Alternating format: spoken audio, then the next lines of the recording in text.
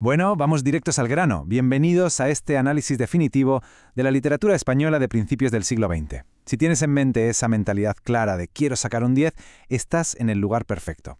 A ver, dominar una época literaria tan compleja y con tantas capas no es tarea fácil, pero te prometo que con la estructura que vamos a ver, la excelencia es 100% alcanzable. Nuestro objetivo aquí es transformar toda esta avalancha histórica y literaria en conceptos clarísimos y súper fáciles de retener. Para desbloquear esa nota perfecta y demostrar un dominio absoluto, tenemos que conquistar 5 grandes hitos. 1. El contexto y el novecentismo. 2. La ruptura vanguardista. 3. La generación del 27.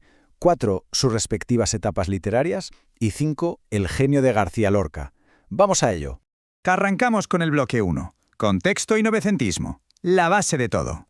Hay que tener clarísimas estas 4 fechas clave porque son nuestros cimientos.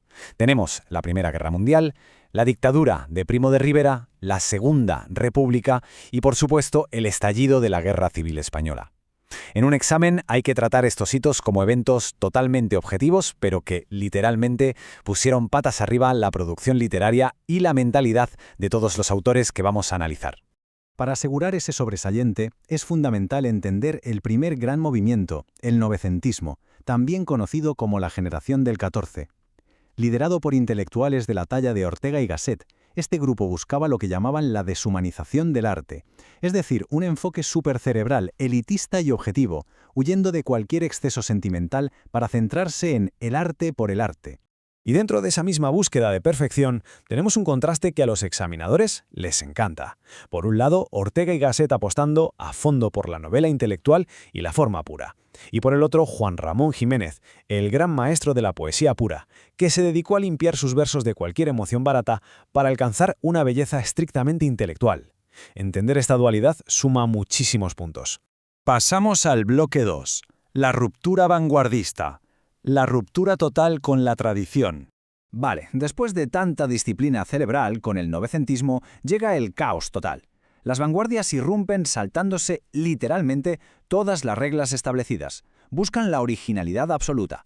Hay que olvidarse del orden lógico. Aquí mandan las imágenes irracionales y oníricas, como sacadas de un sueño.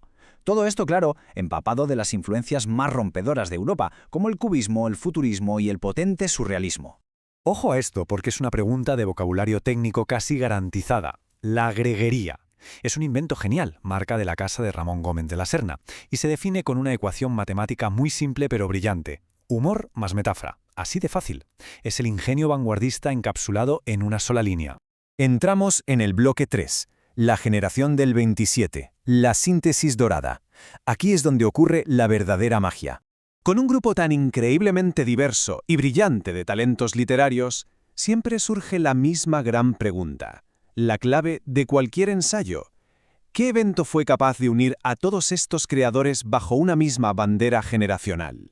Pues fue algo tan específico como el homenaje celebrado en 1927 a Luis de Góngora por el tricentenario de su muerte. Este acto fundacional fue el catalizador perfecto, juntó una inmensa formación cultural clásica con unas ganas locas de renovar y revolucionar la literatura. La gran tesis de la generación del 27, y esto es oro puro para el examen, es que lograron una síntesis perfecta.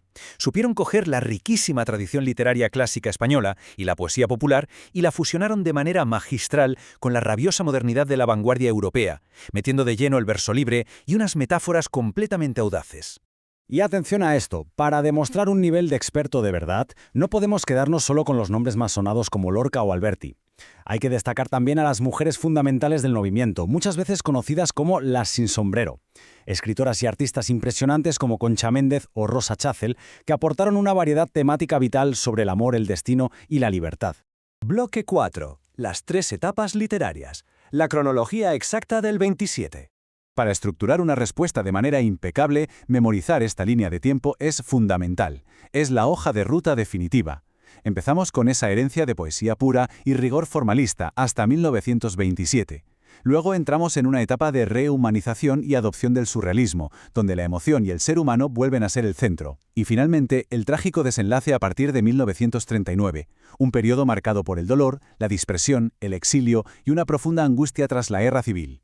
Llegamos al quinto y último bloque, el genio de Lorca. el indiscutible tema estrella. A ver, ya sea analizando su poesía o su teatro, hablar de Federico García Lorca es hablar de grandes pasiones desbordadas. Su obra está siempre atravesada por el destino trágico. Trata el amor como una fuerza inmensa pero imposible, aborda la profunda frustración humana, la sombra omnipresente de la muerte y ese hado oscuro ineludible del que sus personajes jamás logran escapar. Dominar este imaginario de Lorca es, os lo aseguro, un atajo directo a la máxima nota. En su universo visual y musical hiperpersonal, la duna casi siempre presagia la muerte, el caballo desbocado representa la fuerza brutal y la pasión incontrolable, y la figura del gitano es la encarnación absoluta del anhelo de libertad. Es vocabulario básico lorquiano. Cualquiera que busque el 10 tiene que saber contrastar de forma experta sus dos grandes obras maestras de la poesía. Por un lado, el romancero gitano, que eleva la tradición popular a mito universal, lleno de metáforas modernas centradas en el gitano. Y por el otro, el giro radical de Poeta en Nueva York, donde Lorca utiliza el surrealismo puro y duro para lanzar una crítica feroz a la deshumanización de la ciudad y expresar una angustia existencial profundísima. Si damos el salto a su teatro, con maravillas como Bodas de Sangre o Yerma, hay un patrón clarísimo. Siempre nos encontramos con protagonistas femeninas de muchísima fuerza, que viven atrapadas en entornos rurales súper opresivos.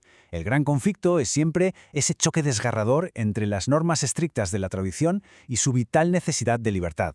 Todo envuelto, claro, en una atmósfera tremendamente poética y trágica. El ejemplo de Manunal para ilustrar esta tensión es, sin duda, La casa de Bernarda Alba. Es el conflicto humano llevado absolutamente al límite. Bernarda representa esa autoridad asfixiante, la tradición más rígida y la obsesión por el qué dirán. Y en el otro extremo tenemos a sus hijas, que encarnan la fuerza indomable de la pasión, el deseo de libertad y una rebelión desesperada contra ese encierro. Tener toda la magnitud de los aportes estéticos de Lorca y la cronología exacta del 27 esquematizada de un solo vistazo hace que todo cobre sentido. Es, de lejos, la mejor forma de asentar todo este inmenso volumen de información compleja directamente en nuestra memoria a largo plazo, para poder desplegarla con precisión el día del examen. Y para rematar cualquier ensayo con un broche de oro y asegurar esa calificación máxima, esta es nuestra lista de control final. Los impactos fundamentales de la época, la síntesis perfecta entre la tradición española y la renovación europea, el gran retorno de la emoción a la literatura, una creación estética inigualable y una influencia enorme que marcará para siempre a las siguientes generaciones de escritores. Para despedirnos, es vital plantear una reflexión de esas que dejan huella. ¿Cómo altera permanentemente la búsqueda de la belleza literaria pura una interrupción tan repentina y trágica de la historia?